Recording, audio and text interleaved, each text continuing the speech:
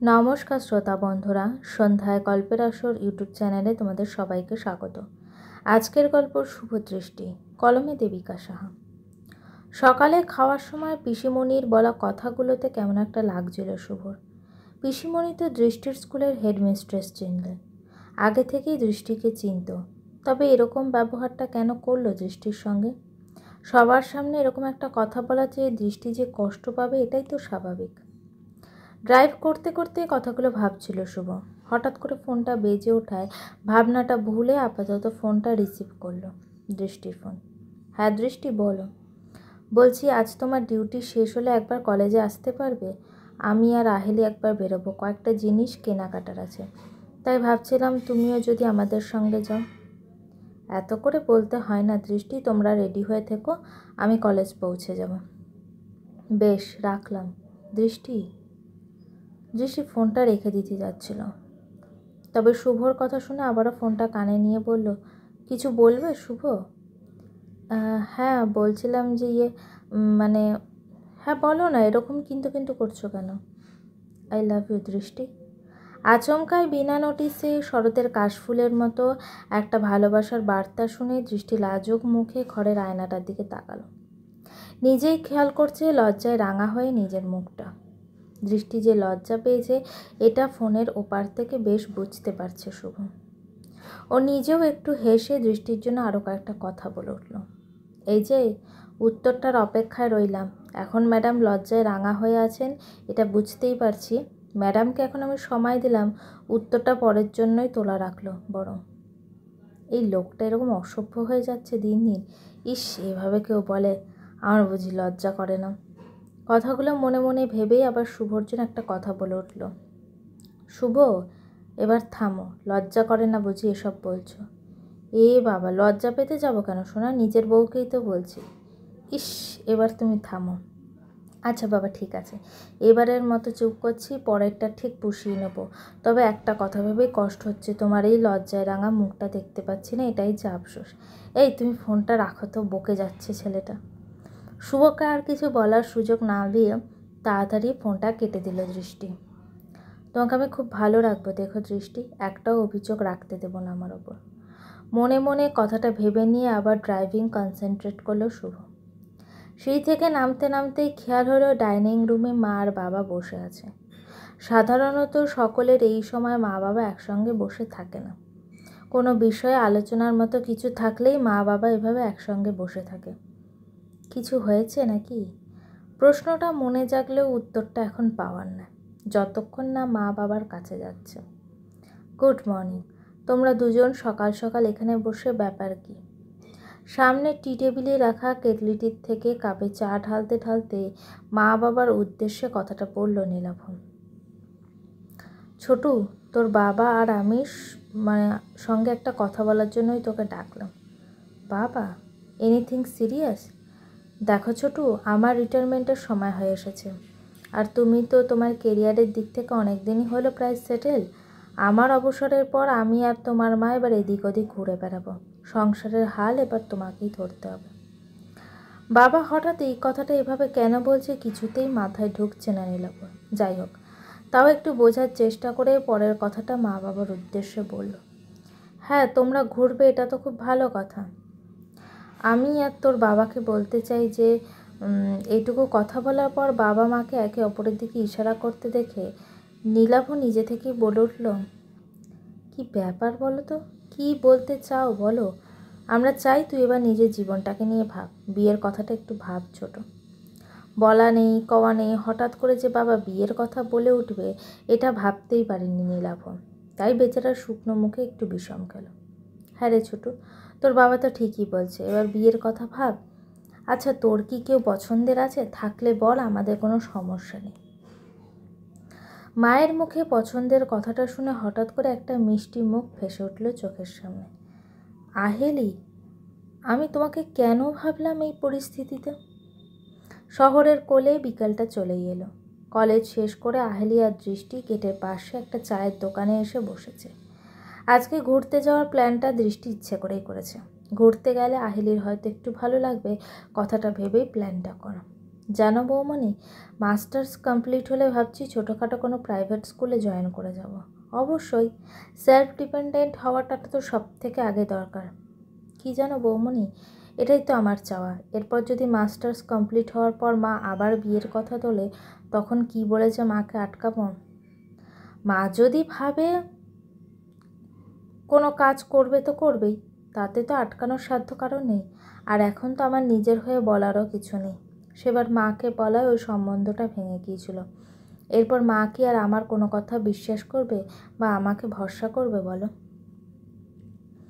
একটা দীর্ঘশ্বাসের সঙ্গে দৃষ্টিকে উদ্দেশ্য করেও কথাগুলো বলল আহিলি। মেয়েটা বড্ড ভেঙে পড়েছে। ওর হাতের ওপর নিজের একটা হাত রাখলো দৃষ্টি।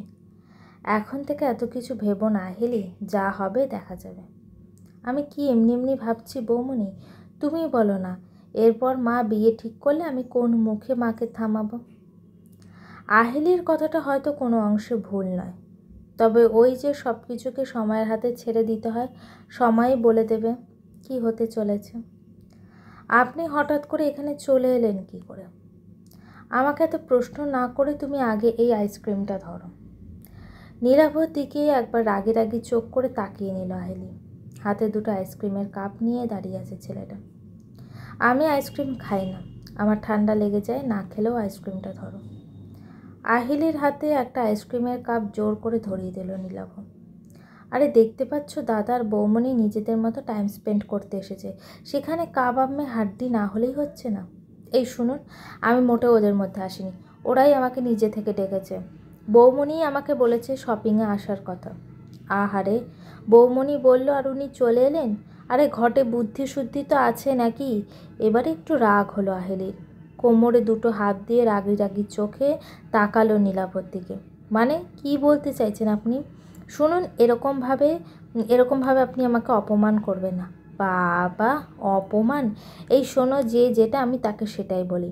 আর তাছাড়া তুমি কি আমার গার্লফ্রেন্ড নাকি যে রেখে ঠেকে কথা বলবো? এই শুনুন, এবার কিন্তু বাড়াবাড়ি হয়ে যাচ্ছে। আর আমি আপনার কিছু হতে চাইও না, চাইলেও আমি বানাচ্ছি না। একটু ভাব নিয়েই আহিলিকে কথাটা বলল নীলাভ। ধুর, আপনার সঙ্গে কথা বলাটাই বেকার, আপনি থাকুন তো এখানে, আমি চললাম। উল্টো দিকে ঘুরে জোরে জোরে পা চালিয়ে সামনের দিকে এগিয়ে গেল আহিলি।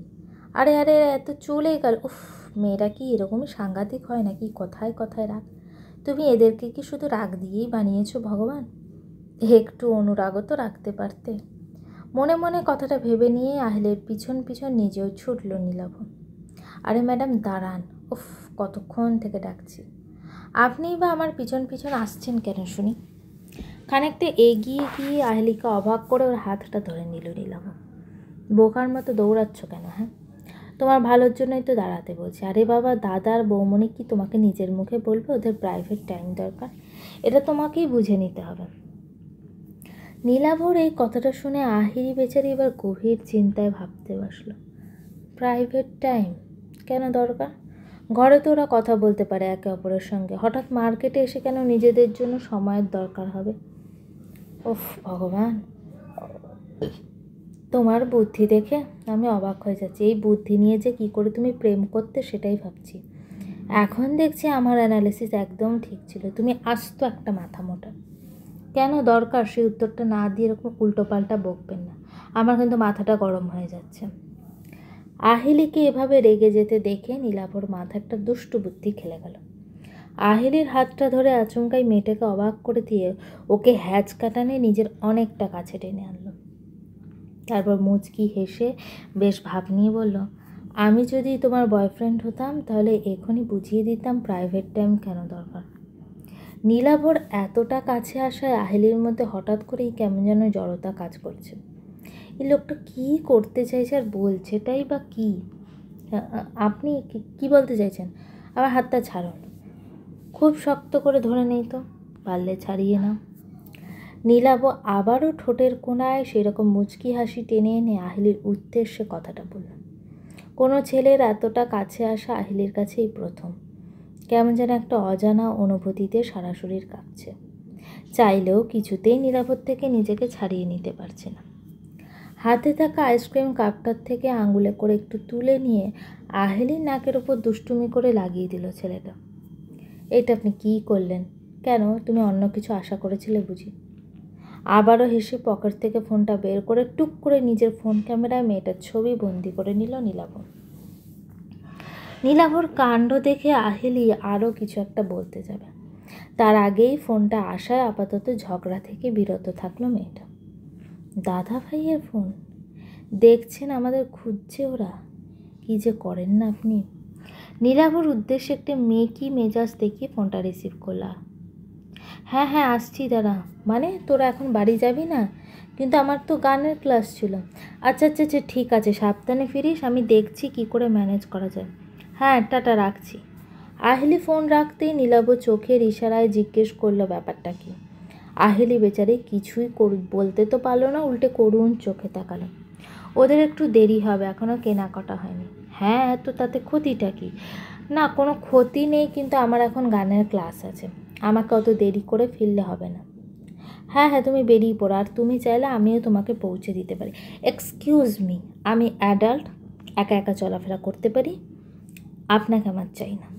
কিন্তু আমি তো চাই।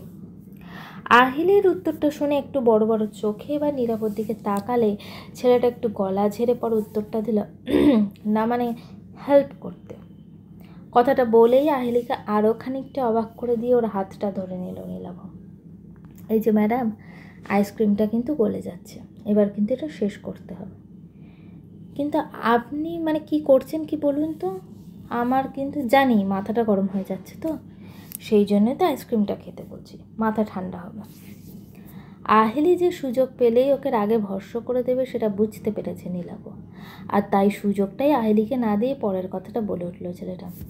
শুভদা আজকে আমাকে এখানে ডেকেছে, তার জন্যই তো আসা।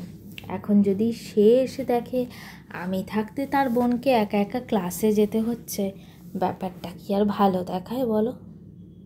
আপনি? নীলাভ ওরফে ছোট। কথাটা বলেই আহেলির হাতটা আরও শক্ত করে ধরে সামনের দিকে এগিয়ে গেল নীলাভ।